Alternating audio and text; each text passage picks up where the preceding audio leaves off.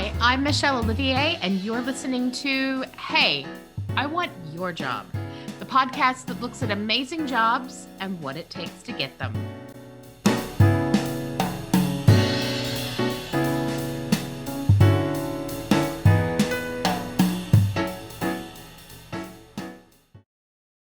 Hi, and welcome to Hey, I Want Your Job. Today, we have a really interesting guest. I'm so excited. Genesis is with us.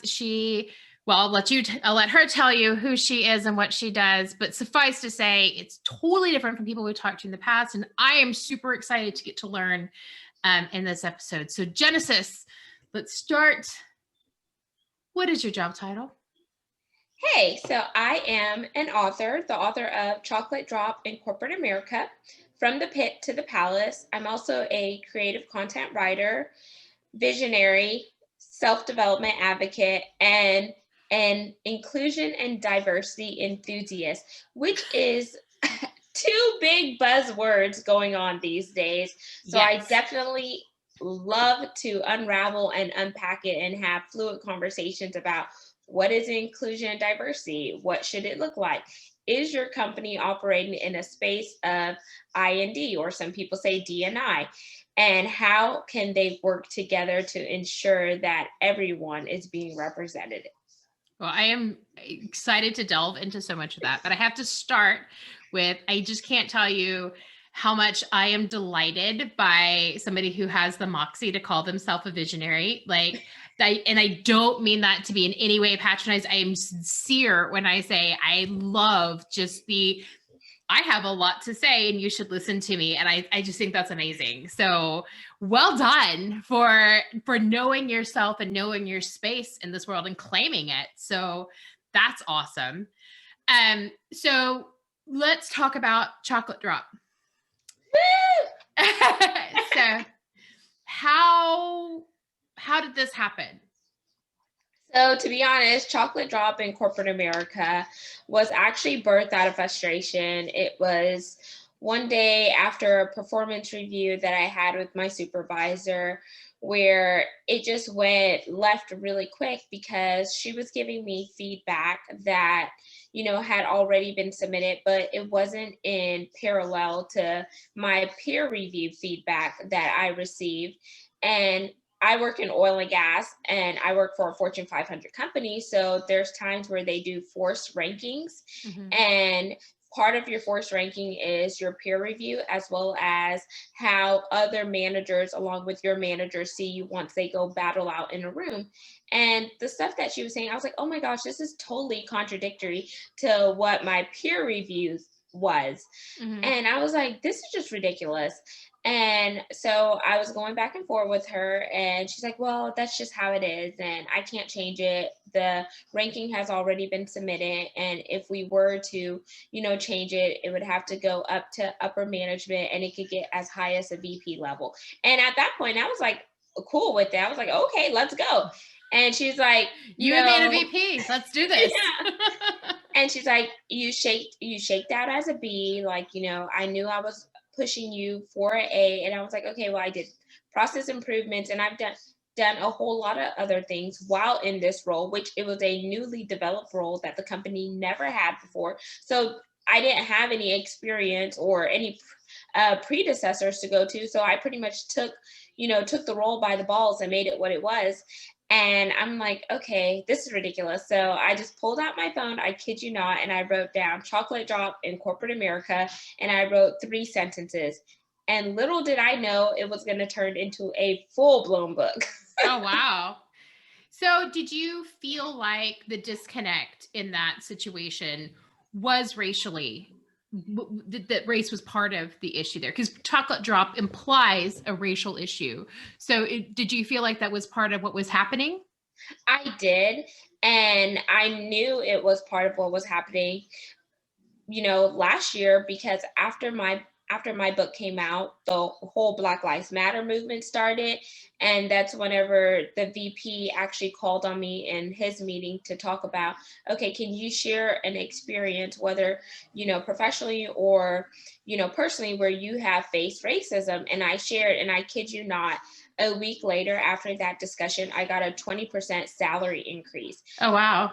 So I was underpaid for over 3 years doing my current role. So, and I was like, when I look around, I'm the only chocolate drop. And the reason why I called the book Chocolate Drop was because I was like, I'm tired of saying Black or African American. I wanted something cute and fun, but I also wanted a title that was controversial in order to turn heads, because when people see the title of the book, but then they also look at the cover, and I'll flash it up here so you could see what I mean.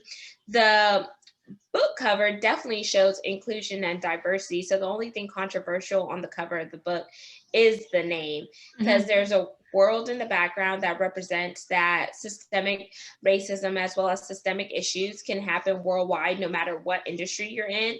And I also took various industry professionals and put them on the cover of the book, because no matter what profession you're in, whether it's medical, construction, finance, like you can face issues where you have been slighted. You could face, discrimination, ageism, or whatever the case may be, where you felt like you were being targeted for either the group that you identify with, how you look, whether you have disabilities that are physical or invisible, or whatever the case may be. So I think that is absolutely, I hope that we're all more aware of that now in 2021 than maybe we were a couple of years ago. I'm hoping that people get more and more and more aware and then actually start doing something about it. So let's start there. If you were going to give one overwhelming piece of advice to corporate America about the diversity crisis we have and about the issues that we're starting to face about undoing all racism. And I understand this is like the biggest ask in the world, right? Like you get one piece of advice to fix everything. What would your single largest, most actionable piece of advice for them be? I would definitely encourage these corporations out here is stop making inclusion and diversity a check the box exercise and really go beyond the surface level. Like whenever you hire a person, you should really look at the skills that they are bringing to the table, their qualifications, and seeing how not only are you hiring them for a particular role, but how can they serve the longevity and the purpose of the corporation, and not just hire them as merely placeholders to keep them in one position, but look at the progression that they could go with the company and how you could groom them and grow them to mature into, subject matter experts, mature them into leaders, mature them into not just individual contributors, but if they wanted to go into a management role or whatever the case may be, set them up for success. Because I feel like there are so many corporations out there that are talking about inclusion and diversity, throwing out these buzzwords, but it's really a facade, and you're not really seeing the evidence of inclusion and diversity inside the corporation. And I think, agree. Yeah. Yes. I think that there's a lot of hiring of a token brown person and putting them in a role that's called diversity and inclusion director or vice president or something, and then being like, look, we did the thing, and hoping that then fixes it. And it's not, I don't even know how to begin really with those people to explain how far from fixing it that really is. I think that one of the things that's been really interesting to me in having the diversity and inclusion dialogue with my clients and just even friends in industry is that I think that the ingrained nature of the institutional racism in this country in particular is such that so many people not of color can't even really picture what it looks like. Does that make sense? Like they feel like if people aren't burning crosses or wearing, Klan robes, then it's not racism. And so trying to break through that and explaining this is how it looks and feels in 2021, I think is hard and important part of the dialogue. Can you talk to me a little bit about what that experience looks like just day in and day out from what you've experienced in the research and everything you did for your book? So I would definitely start off by saying my book was all personal experience Okay. So you lived your research for your book. Yes. So it's okay. That I endured. So in your experience then. Yes. And I think a lot of people sometimes they just assume or they have preconceived judgments or notions and they base it on what other people have said about you versus, going to the source for their self and learning about you or asking you questions. And I feel like ignorance is bliss. Like if you're not sure how someone feels or why someone said what they said, you should just have an open dialogue and ask them a question. Say, Yeah. okay, I heard you said this. Can you please explain to me why you said this, or help me understand why do you think the way that you think? And then just have it as an open dialogue versus trying to verbally attack them or, come at them from a, different point of view where it's kind of feeling like, okay, she's talking at me versus talking with me. And I feel like that can happen a lot in the workplace because people can be very confrontational and sometimes they don't want to have those healthy discussions or those hard conversations because they're afraid of what the other person is going to say. But if you go with them in a level-headed mind and say, hey, I'm just really trying to understand your standpoint and I want to understand more about your background. Can we have this discussion? I'm not here to attack you. I just really want to work together and so we can build a partnership versus a competition. Another thing that I would encourage people to do is really learn about other races. And the reason why I say that is because I'm first generation American and then my family is also mixed. My niece and nephew, so they're half Caucasian. The other two are half Indian. One of my brothers is married to an African lady. So it's pretty much like we have the whole melting pot of a family. Yes. Yes. You are the American dream in one family. That's what you just said, Genesis. Yes. That's exactly it. And you definitely have to understand other cultures once you're marrying into other people's families and not only them coming into your family, but you also have to reach your hand out and understand where they're coming from and why they say what they say or why they believe what they believe. And I think it definitely helps bridge the gap because it's no longer showing, okay, it's my way and or the highway, but it's breaking down those barriers and really showing them that I care about you, or I care enough about you in order to put my microaggressions or my preconceived notions to the side so I could really begin to learn about you and work together. Another thing I would say to the corporations out there is really, if you're unaware of something, why can't we bring in outside personnel from organizations that specialize in the niche, like inclusion and diversity? Hire someone outside of the organization. And inclusion and diversity is not just about Black and brown people. It's about people who have physical disabilities, as well as those who have indivisible disabilities. It's about, are you making the LGBTQ community feel inclusive? Are you helping the working mothers who are repatriating back into the organization? Are you, setting them up for success when they come back to the workplace? Do they have a mother's room where they could breastfeed, or do they have a place where they could, pump or whatever? Or, there's different Absolutely. things that mothers need when they go back to the work.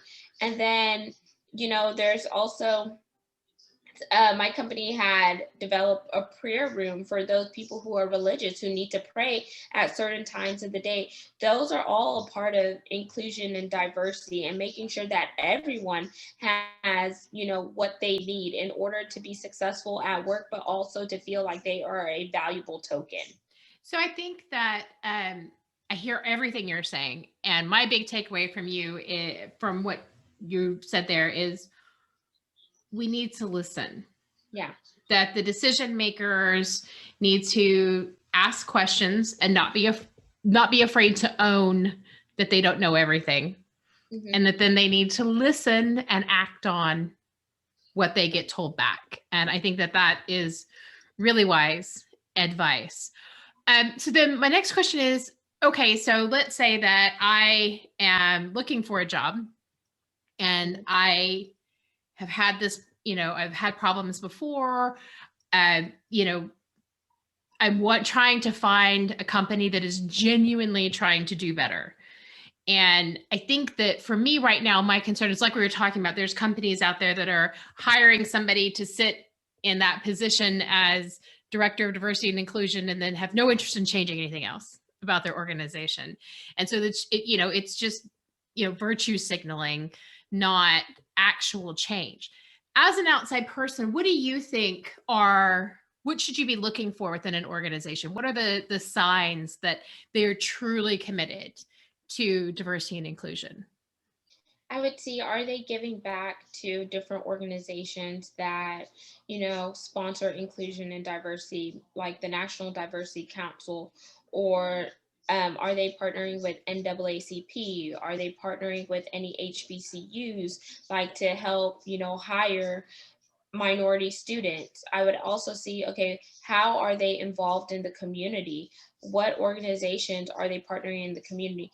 And are they just hiring, that person as a placeholder, or are they putting their money back into the community that they are really, talking about inclusion and diversity? And then I would also, research them online, like look at their website, look at different ways that they are out on the media, and see if you can see glimpse of them being inclusive and diverse online, or do you only just see it on their website in one spot? Because if you Yeah. just see it on one spot versus multiple spots, then that just shows, okay, I'm only putting this up here to target a certain group of people. But if you don't see it like across multiple platforms where you could really see it as being evident, then I may just, skip past that company. And that's just my personal opinion. Yeah. I just, this is one of the things that I'm genuinely, like, I'm not asking because I think I know the answer. I'm genuinely at, I get stuck on this a lot because I help job seekers looking for work to find the right places for them. And this just comes up all the time because the big companies, they have really good marketing teams.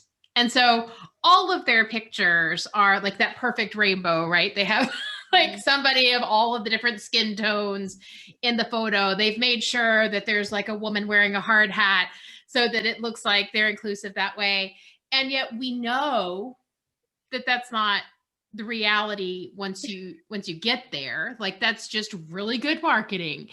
And I worry, like, I'm listening to you talk about, are they giving to the right organizations? Are they working with the NAACP? And I'm like, yeah, that's great. Then I'm like, yeah, it's a check. Like, I, I think that my distrust of big corporate America is so deep at this point, Genesis, that I'm like, if they thought all they had to do was write a couple of checks to the right organizations, they'd be all over it. In the same way that, they hire the marketing firm to get those stock images of the perfect rainbow of people. So I really struggle with helping my clients to find a smarter way to figure it out. And if you crack this one and you come up with some kind of a genius solution, some litmus test for, are they really the deal? Please let me know, because I'm genuinely, like, I wouldn't want to work for a company that wasn't genuinely committed to that. But I can't think of a way that until you get there, at which point you're committed. Do you know what I mean? Yes, I guess another approach that you could do too, which may be a little devious, but it's more personable, I guess, from the people research side, is if you're on LinkedIn, there's a ton of people on LinkedIn. And if you're thinking about, working at a company, maybe you could reach out to someone who's already working inside that company, and just do like a soft introduction and say, hey, I see that you're working at XYZ. I'm thinking about applying. Can you give me a little bit insight about the culture, or how has your experience been working for this company? And I think the thing, LinkedIn is a good place to do that. Places like Glassdoor can give you some insight into that. I know that Glassdoor is trying to work more to get more information around diversity and inclusion and that sort of thing. But it is just, man, it's really hard. I think so. Diversity inclusion, because it's a big passion of mine, is something that we ask all of our guests about. And it's been very interesting because we talked to a couple of people who are sort of director level in IT, which is notoriously the bastion of white men, about, what are you personally as a hiring manager doing about this? And their responses were that they don't have the talent at this level because the people at this level aren't doing enough to breed that diversity and inclusion. And I can understand from a practical perspective what they're saying. And at the same time, damn it, Genesis, it just feels like that's passing the buck. Do you know what I mean? Like, you have the ability to hire somebody, like, so I don't know. I didn't have anything smart to say back to them. What should I have said back? Well, so you're saying that you're relying well, the way I kind of heard it was they're relying at the people down below in order to go source those candidates. And then once those candidates are sourced, then they will get in front of them to. It's that they don't have the experience, that they need somebody with 15 years experience, and that there aren't candidates from a diverse background with 15 years experience, because the guys hiring at the 4 and 5 year experience level are the ones not hiring people from a diverse background. That was their answer. Well, why can't, they go out there and either find someone, like they go personally out there and find someone with the experience and source that person themselves if they feel like the person at the bottom is not doing a good job at hiring? Because if I'm in an executive position and I know what I want and what I'm looking for, then maybe I need to, step outside of my role or take some time out of my schedule to see if I can procure someone to find that thing, because it seems like you're just putting all the responsibility on the person below you and not taking any accountability for your own actions. And then, we also have to think about it this way. Maybe they don't have, the 10 to 15 years experience, but you have to think, okay, if you were going back during time, someone took a chance on you and they groomed you to where you wanted to go in your career. So why can't you give another person a chance? And if you see that they're capable of doing it, you could groom them to the role that you want them to be slotted into. Yeah. And I think that's, we need stronger mentors. We need more people building those bridges for folks to help to overcome all of the thousands of ways that our country keeps people of color out of places of power. And I think that, I just wish that, I think if any of us come up with the magic solution to how to suddenly fix that tomorrow, we should definitely put that into place. I am at kind of a loss. And I know, I get asked all the time to speak for the experience of women in business because I am a woman. And I am sure that you get asked all the time to speak for the experience of all Black women in business, especially after writing a book like Chocolate Drop. And I don't know the answer. Do you know what I mean? Like, not all women have my experience. Not all women feel the same way I do. Not very few of them are as mouthy as I am. Very few of them are a lot of the things that I am. So I don't have the answer for even how to build those bridges for women. Mm-hmm. And it's really frustrating for me that clients expect that I do. I do work with a lot in the IT sector, and I have a lot of clients who'll come and be like, well, you have lady parts. Tell me all about what we do to hire more women. They don't say lady parts, but like, you're a woman. Tell me about, how do we hire more women? And so I feel like I feel like there must be that same like problem for you, right? That like, oh, Genesis, you have melanin in your skin. Tell us, how do we hire more people that look like you? And your answer can't, it has to be, mm-hmm. I can't speak for all of them, friend. Yeah. So I can how do speak you based on my feel about experience. that? Like how do you get frustrated with that? Do you get that a lot from employers? What is your experience there? So half and half, not a lot from employers because I've been with my current company for 7.5 years, and this coming February, I'll be laid off, so I'll be doing something completely new. So I feel like whenever people ask me that, I kind of, flip the script on them and say, well, are you the spokesperson for everyone in your organization, or are you the spokesperson for everyone in your group? And then I also tell them I am an imperfect person becoming a better version of myself daily. And I could tell you about my personal experiences and how they may correlate to someone that looks like me, but not all of our experiences are the same. So it Mm. just really depends on where you're coming from, and are you going to be open-minded whenever you're talking to someone. Just like all Black people don't look alike, all white people don't look alike. Well, now that's just not true, Genesis. Yeah. We know we do. And I feel like you just really have to take out the dumbfoundedness out of, Yeah. certain people, because I feel like whenever they have that methodology, then it's really limiting them, and you could see that they're already closed-minded. And if they're already closed-minded, are they really going to be receptive to what you have to say? Because I think that there's so many people who are defensive before the conversation starts. Mhm. Like they go into the conversation being defensive that they're going to be called whatever the ist is, Yeah. ageist, sexist, racist, whatever. Mhm. And that they're so busy worrying about, is this person going to put that label on me, that they're not interested in a dialogue, and they're not interested in actually hearing and actually learning from what you have to say to them.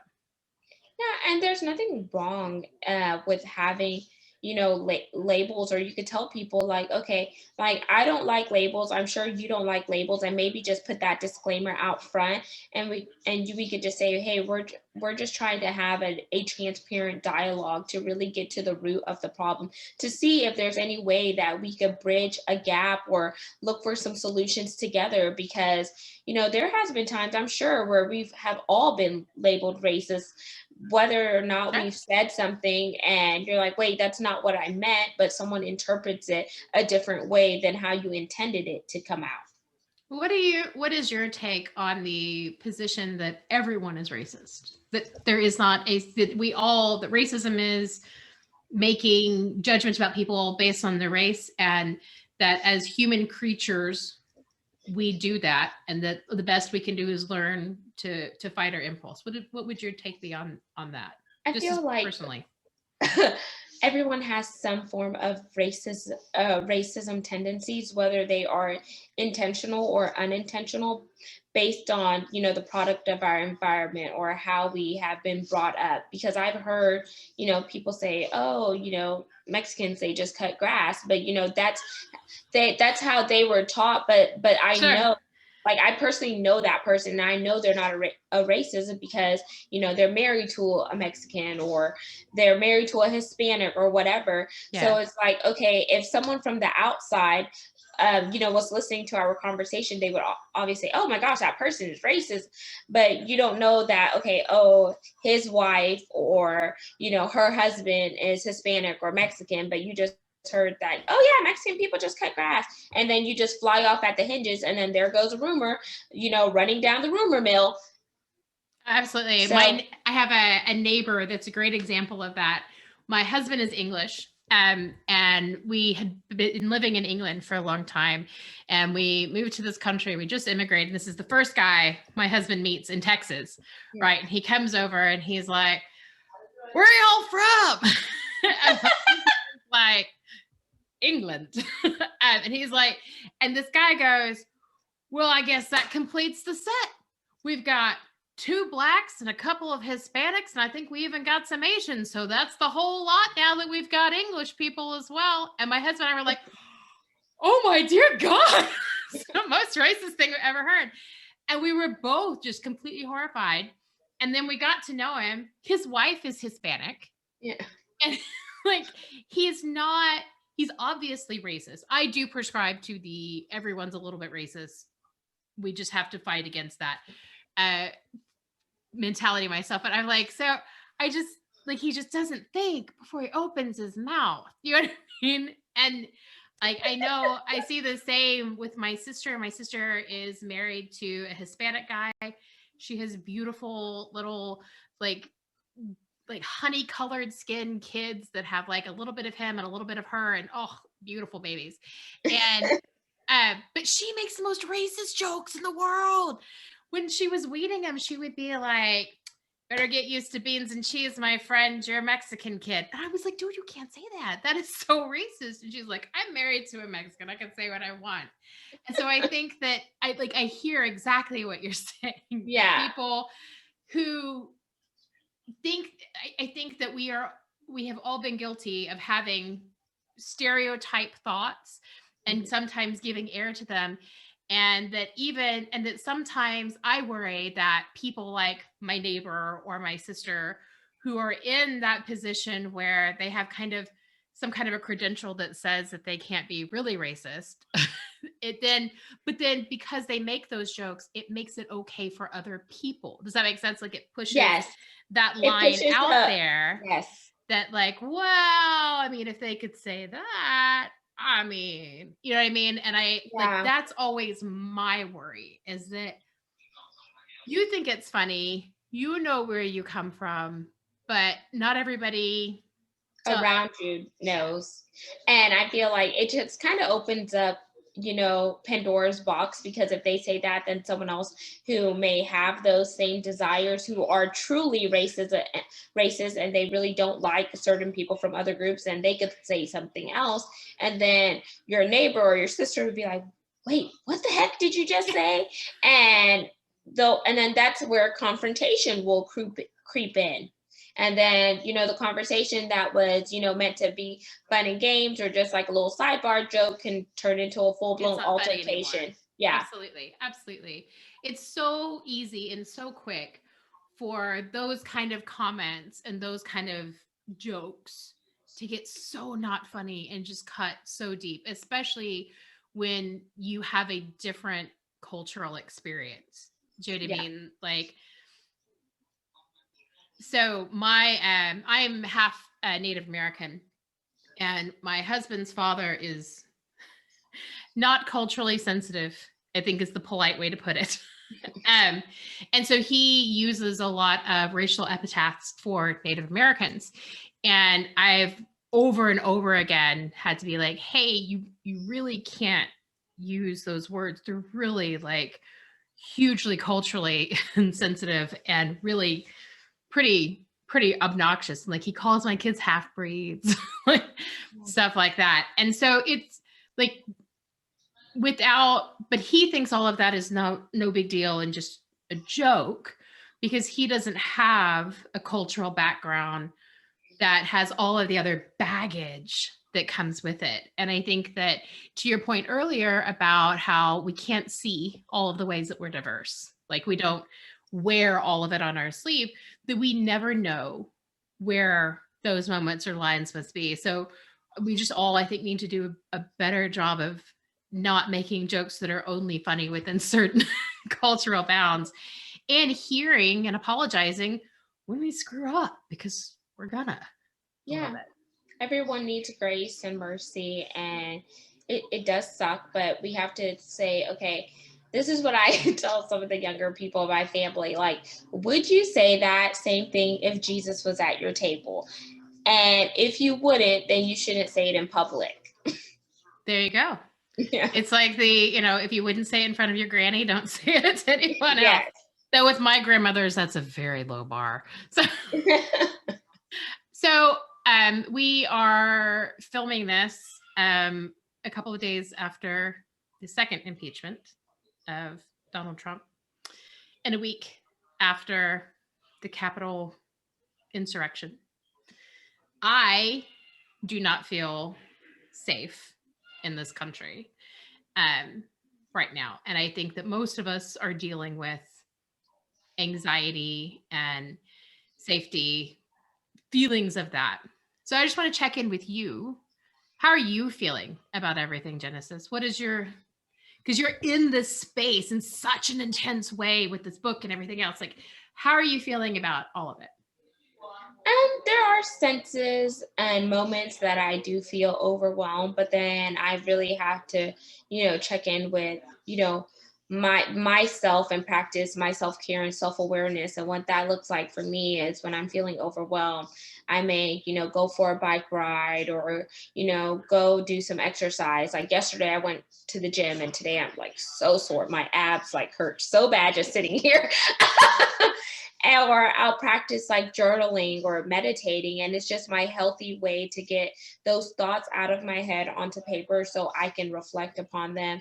Or listening to music. I am a big music fanatic, like whether it's Christian hip hop, whether it's like, trap music, reggae, whatever. I definitely think like whenever you listen to music, it really soothes you. And then I could be like, my crazy fun self. Like if I want to dance with no rhythm at home, I could do that. But it's a way of getting myself out of that element and just not tuning in too much to the media, because the media is always going to put a spin on things, whether it's a good spin or a bad spin. So like what I started to do was scale back the amount of time that I am watching the news, because when you watch the news and you feed into the negativity, it just, creates more anxiety, that it brings up more anger and etc. And you're like, seriously, like, is this the country we're living in, or whatever the case may be, whether you're left or right. And I feel like, no person has it all figured out. What happened in the Capitol, I did not approve of that. And it just shows that, our country is definitely divided. And I just felt like, I have friends that were for it and I have friends that were for against it. So what I did was just not really speak about it, because you could just say one simple thing and it could just be blown out of proportion. And then, there goes a friendship, or, that there goes a marriage, or whatever the case may be. So even like talking about it with my husband, I was like, okay, we have to know our limits and our boundaries when it comes to certain things. Are you on different sides of the divide? Yes and no. Sometimes. Ooh, Genesis. Oh, this is a rough time for that. I am impressed that you guys have managed to navigate it. I know several marriages that have ended in the last 4 years that they couldn't take the divide. And that was before this month. So yeah, it is challenging sometimes, because I'm like, what? I cannot, or whatever the case may be. And you probably said the same about your side, right? Like, what? Yes. So I just practiced a little technique that his mother taught me, relax, relate, release.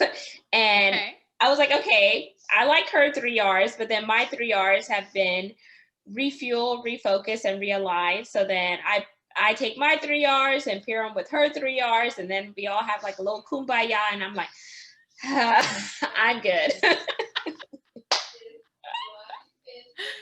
I think like as a country, I think we should all take your mother-in-law's advice and just all like, we just need a breather. I think we've been on this tension-based like roller coaster for so long now that none of us can stand to look at the other. And then when you put COVID with that, I think that there is something about the lack of tactile interaction. There's something when you can't hug your neighbor that makes it a lot easier to think that maybe you hate them. And there's something about, I think, breaking bread with people, right? Like I can't go have a meal with somebody that I disagree with and work it out over chips and queso. And I really believe that chips and queso may actually fix everything in the world. And a margarita, like so many margaritas, yes! So many. Absolutely. I live in Texas, and there's so many good Mexican places. Same. I live just outside Austin, so absolutely. Where do you live? Georgetown, or where do you live? Yeah, just Georgetown. Oh wow, that was a crazy guess. So we're in Cyprus. Oh, okay. But yeah, same. Like I just feel like, queso and margarita, Chewy's could really, like, I feel like if we had more summits at Chewy's, the world would be a much more understanding place than without. And I also have to say I'm envious as you're talking about like all of your ways of dealing with this stuff. They're very healthy. Mine mostly involve new ice cream flavors and cake from HEB. Why'd you have to say ice cream? That's like a weak spot for me because We've I covered just chips and thought queso and margaritas. Marble Slab came out with this whiskey ice cream flavor, and I really want to go try it to see like how does it really taste. It's like whiskey with marble slab. I'm like, yes. I gotta tell you, my one of my girlfriends turned me on to Tillamook ice cream. Uh-huh. And like I had eaten their cheese. It did not occur to me that they can make ice cream, but they have ruined me for all other ice cream. Really? It's even better than Bluebell. Oh no, And that no, is no, no. blasphemy in Texas. You can't say better than But it Bluebell. is. I know. It's crazy. We're gonna have a sidebar afterwards. Sidebar. Ice cream sidebar. So, but yeah, so I think that I have really enjoyed hearing your thoughts, and I feel like I've learned, and I hope that you feel like I've listened. And I hope that people can maybe model a little more of this talking and honest listening and asking questions. I think that that would make everything a lot better. What have we not covered that you would like for us to, other than our sidebar for later? Okay, so I definitely want to just recap really quick about Yeah. like inclusion and diversity. So not just listen, but take actions. If you see something that is not right, or if you were a part of something, then there's no harm in speaking up and, saying why you support what you support. So listen, take action, and then make sure you have a call to action. Like whenever you're sharing something, make sure that you're putting something out there that the person on the receiving end can apply or they could learn, so either apply or digest. So, and I would definitely encourage you to just take one or 2 minutes out of your day to always reflect on how your day went or what you learned throughout that day, and then go back and look up on the things that you wrote down or etc., and you could see the progression or how you are transitioning or transforming your life for the better. I like that advice. I would add to that, because I think that I get to, because I have pale skin, that I believe that it is the solemn duty of every pale skinned person out there to stand up against every form of microaggression, to take that burden, that it is not your job to stand up every time somebody does something asinine. It is our job to stand up and use all of that white privilege and say no and stop it. And so I think that, as you were saying, if you see something, you need to act. And it's that's what I'm trying to teach my boys. That's what I'm trying to live myself. And I think if we all lived that, it would be a lot better place for all of us. So That's amazing. Thank you so much for adding that, because I definitely am rooting for allyships, and I'm like, when are the allies going to stand up? absolutely, absolutely. And there's a cluster of us that are like, we're here, we're here. But and I just, yeah, my girlfriend and I were saying the other day that we almost wish that there was like some kind of an app that's like, are you a person of color who's been stopped by the police and feels unsafe? Text me. I will come and stand there with my white bougie self and stare at them so they will, you know what I mean? Like Yeah.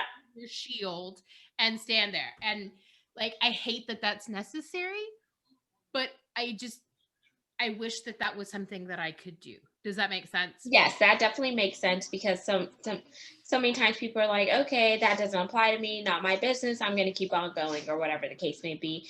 And you just never know how, maybe if you stopped for like a minute to 5 minutes, how you could have been the change that that person needed. Absolutely. Absolutely. I definitely want to share. Yes, sure. If you haven't already, make sure you pick up a copy of Chocolate Drop in Corporate America, From the Pit to the Palace. Don't let the title fool you. There is definitely more inside the book than what meets the eyes on the cover. The book is only 102 pages, so just a very quick read. There's some reflection quotes in the book towards the back, because I think it's very important that we reflect. And then there's also an exercise that I call my discovery exercise. Who am I? Because I think it's so important that we all take time to find out who we are as individuals and not what people want us to be. The book is available on Amazon in paperback for $13. I also have a Kindle version available for $2.99. And my book is also on Goodreads for those of you who have a Goodreads account, as well as Kindle Unlimited. And if you have a Kindle Unlimited, the book is free. So make sure you grab a book, leave a transparent Amazon review. I definitely want to know what your feedback is.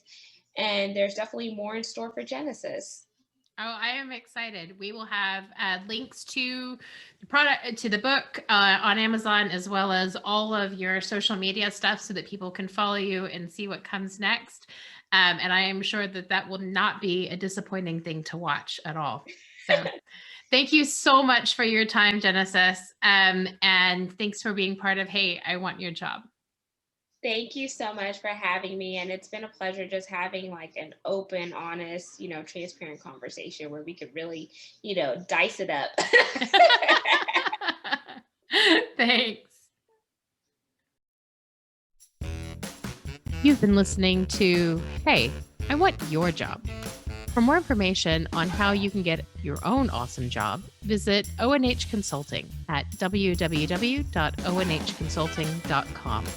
We offer incredible resumes, no-nonsense career advice, and real-world tips for landing a job in today's market.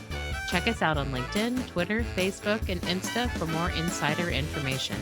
Soon, you'll be hearing us say, I'm Michelle Olivier, and hey, I want your job.